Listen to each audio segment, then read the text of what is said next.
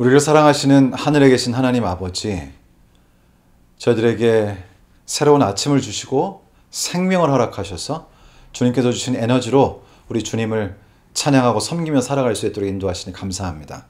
오늘은 이제 이스라엘 백성들이 홍해를 건너서 하나님을 찬양하는 그 장면을 살피겠습니다. 그 장면을 보면서 우리가 어떻게 주님께 감사하고 찬양할 수 있을지 우리 자신을 점검해 보려고 합니다. 이 시간 성령을 통하여 저희 안에 역사하시고 우리의 생애가 이 말씀을 통해 주님을 정말 찬양하고 감사하는 것으로 채워지는 귀한 생애가 되도록 주님 이 시간 저희들과 함께 해주시기를 우리를 사랑하시는 예수님의 이름으로 기도드리옵나이다. 아멘. 출애굽기 15장 1절부터 21절에는 이 모세와 미리암의 노래가 나오는데요. 그 중에서 11절의 말씀을 읽어보겠습니다. 여호와여, 신중에 주와 같은 자가 누구니이까? 주와 같이 거룩함으로 영광스러우며 찬송할 만한 위엄이 있으며 기이한 일을 행하는 자가 누구니이까?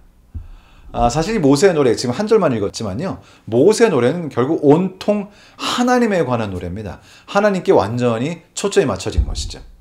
찬양이란 것은 무엇일까요? 노래라는 것은 무엇일까요? 찬양은 사실 우리 주님께 초점을 맞추고 우리 주님에 관해서 음악으로 말하는 것이 찬양이죠. 모세는 모세 노래를 통해서 우리 주님을 사람들 앞에 드러냅니다. 열지왕을 통해서 이스라엘 백성을 애굽에서 나오게 하시고 그리고 그 광야길을 인도하시고 구름기둥과 불기둥으로 인도하시고 또다시 홍해를 건너게 하시고 지금 여기까지 오게 하신 분은 그저 하나님이세요. 이스라엘 백성들은 따라간 것이죠. 지금도 마찬가지죠. 저의 삶을 매일 인도하시는 분은 하나님이십니다. 그래서 우리가 찬양한다고 할 때 그 찬양은 바로 그러한 하나님을 찬양하는 것이죠.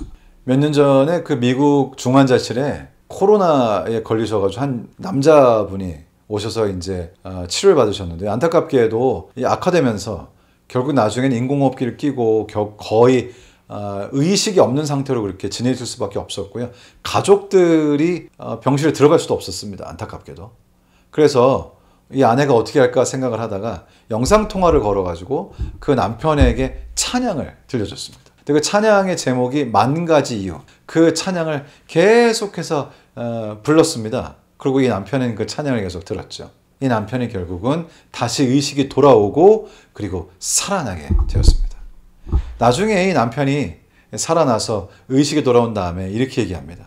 제가 깨어난 기적은 이 아내의 사랑 때문이었습니다. 하지만 그것보다 더 깊은 것은 아내의 찬양 속에 담긴 하나님의 사랑 때문이었습니다. 저는 찬양합니다. 이제 더 이상 저는 찬양을 멈출 수가 없습니다. 결국 이분은 늘 주님을 찬양하는, 주님의 사랑 가운데 에워싸여서 사는 그런 그리스도인으로 살아가게 되었다는 것이죠. 여기 17절에 이렇게 말씀하십니다. 주께서 백성을 인도하사 그들을 주의 기업의 산에 심으시리로다. 여호와여, 이는 주의 처소를 삼으시려고 예비하신 것이라. 주여, 이것이 주의 손으로 세우신 성소로소이다.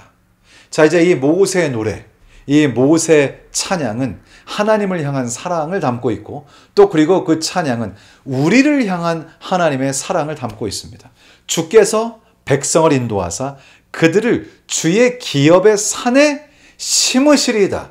결국 하나님의 백성들을 구원하셔서 자신의 산에 영원히 두실 것이라고 하는 이 영생과 구원의 소망을 이곳에 담고 있는 것이죠. 그리스도인 삶이란 것은 무엇일까요? 그것은 주님께서 허락하신 이 소망의 확신을 가지고 사는 것입니다. 사실 저희가 이 세상을 살아보지만 참 이 세상의 삶은 불안하고 불안정하고 이 세상에서의 삶의 끝이 언제 올지 알 수 없는 그런 세상이죠. 점점 자연재해는 더해가고 알 수 없는 일들은 더 일어나고 그리고 세상은 우리가 그 끝을 알 수 없는 그런 곳으로 점점 달려가면서 많은 사람들이 이야기하기를 그저 몇십 년 안에 예수님이 오시지 않는다고 하더라도 이 세상이 결국 그 끝을 맞이할 수밖에 없다고 그렇게 예측하는 그런 세상에 저희가 살고 있습니다. 그러나 우리에게는 소망이 있고 모세의 노래는 그 소망을 담아 우리가 무엇을 찬양해야 할지를 가르쳐주고 계십니다. 우리 주님께서 저에게 허락하신 그 위대하신 사랑과 보호하신, 그리고 우리의 미래를 위해 주님께서 허락하신 이 소망, 그것이 우리가 찬양해야 할 것일 것입니다. 제가 목회를 이제 거의 30여 년 했는데요. 목회를 하면서 많은 분들을 만났습니다. 많은 분들의 마지막을 살폈습니다. 그런데 딱 두 부류로 나눠지는 것이죠. 소망이 있는 마지막과 소망이 없는 마지막입니다.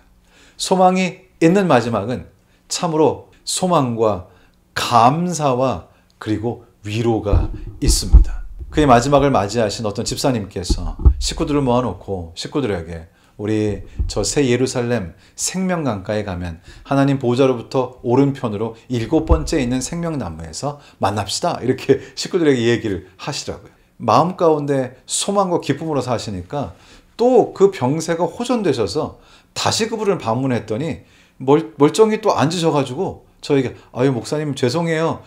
잘 안 죽네요. 이렇게 말씀을 하시더라고요. 그러나 또 다른 부류의 삶이 있습니다. 마지막 순간까지 예수 그리스도를 받아들이지 못하시고 인생을 저주하고 인생을 후회하고 그리고 앞에 있는 사람에게 욕을 퍼부으면서 그 마지막 순간을 그렇게 마무리하는 그런 분도 보았습니다. 글쎄요, 우리의 마지막 모습은 어떤 모습일까요? 저는 개인적으로 저의 마지막의 모습이 모세의 노래를 부르는 모습이 되었으면 좋겠습니다. 하나님께서 어떻게 나를 인도하셨는가를 찬양하고 그리고 주님께서 나에게 주신 소망을 찬양하면서 저의 마지막 삶을 이 세상에서의 삶을 마무리하기를 원합니다. 혹시 그렇지 않으면 예수님께서 저의 생애 가운데 재림하신다면 살아서 이 모세의 노래 그리고 계시록에 있는 어린 양의 노래를 부르면서 우리 주님을 맞이하기를 원합니다. 이 모세의 노래, 어린 양의 노래는 이렇게 되어 있죠. 요한계시록 15장 2절로 4절입니다. 또 내가 보니 불이 섞인 유리바다 같은 것이 있고 짐승과 그의 우상과 그의 이름의 수를 이기고 벗어난 자들이 유리바닷가에 서서 하나님의 검은 고를 가지고 하나님의 종 모세의 노래, 어린 양의 노래를 불러 이르되 주 하나님 곧 전능하신 이시여 하시는 일이 크고 놀라우시도다. 만국의 왕이시여 주의 길이 의롭고 참되시도다. 주여 누가 주의 이름을 두려워하지 아니하며 영화롭게 하지 아니하오리이까. 오직 주만 거룩하시니이다. 주의 의로우신 일이 나타났음에 만국이 와서 주께 경배하리이다 하더라. 저는 여러분과 제가 모두 다 예수 그리스도의 재림을 통하여 우리 주님의 준비하신 그 유리바닷가에 서서 이 모세의 노래, 어린 양의 노래를 함께 부르게 되기를 간절히 원합니다. 미국의 한 목사님이 계신데 이름이 조엘 비키라고 하는 목사님이신데요. 이 목사님은 젊은 시절에 옐로우스톤 국립공원이라고요. 저도 가봤었는데 정말로 너무나 아름다운 곳입니다. 참으로 아름답긴 하지만 너무나 넓고 사실 그곳에서 혼자 어느 곳에 있게 된다면 너무나 외지고 인적이 전혀 없는 혹시라도 혼자 길을 잃어버린다면 정말 난감하고 목숨을 잃을 수도 있는 그런 곳이었습니다.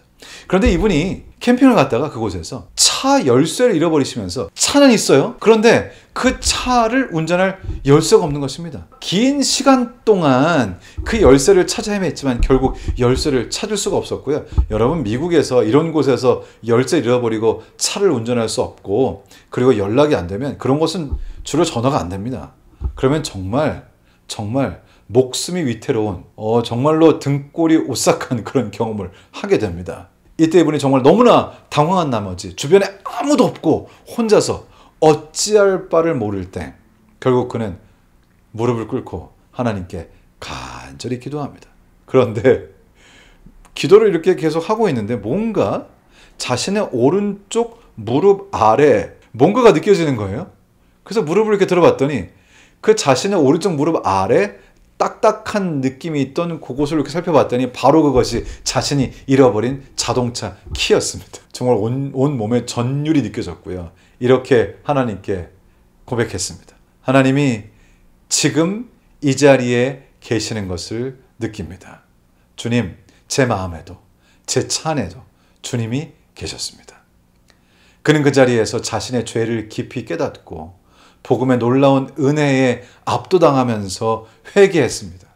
자신이 사실 당황할 것이 아니라 하나님께서 함께 하시는 믿고 주님께 기도하는 것을 첫 번째로 해야 하는데 막상 이런 일이 벌어지니까 당황하는 것을 먼저 하는 것이죠. 돌아오는 길 내내 그 차 안에서 눈물을 흘리면서 주님을 찬양했습니다. 그는 이렇게 고백합니다. 하나님의 복음, 그 자유로움과 충만함, 아름다움에 감격했습니다.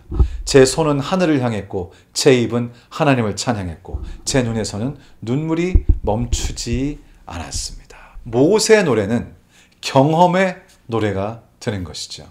여러분과 저 모두가 다 이 모세의 노래를 체험으로 주님 앞에서 할 수 있게 되기를 간절히 바랍니다. 오늘 하루를 사시면서 오늘 하루 동안 주님께서 나를 위해 하신 일, 또 주님께서 나를 위해 하실 일을 찬양하면서 그 찬양이 여러분의 하루를 채우게 되기를 주님의 이름으로 축원합니다.